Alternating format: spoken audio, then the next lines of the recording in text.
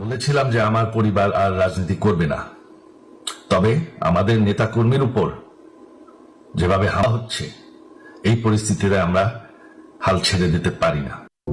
শেখ হাসিনা নয়, চাইলে নির্বাচনে অংশ নিতে পারবেন তার ছেলে সজীব ওয়াজেদ জয়।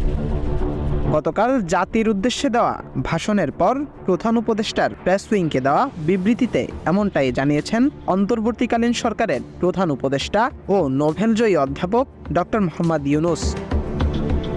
সেই সাথে তিনি আরও জানিয়েছেন কিভাবে এবং কোন নিয়মে ফিরতে পারবেন জয়। জুলাই আগস্টের তীব্র গণ-অভ্যুত্থানে ক্ষমতাচ্যুত হন সাবেক প্রধানমন্ত্রী Sheikh Hasina.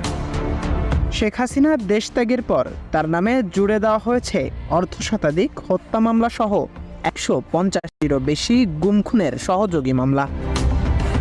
Doctor Mohammad ইউনূসের press wing জানিয়েছেন শেখ হাসিনার নামে মামলা আছে ভুরি ভুরি। তবে শেখ হাসিনার নামে মামলার পাহাড় থাকলেও মামলা নেই পুত্র জয়ের ঝুলিতে।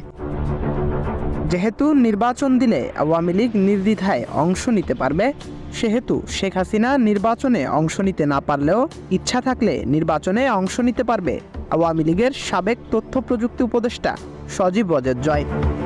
সেই সাথে জনগণ চাইলে খুব দ্রুতই দেশে ফিরতে পারবেন তিনি।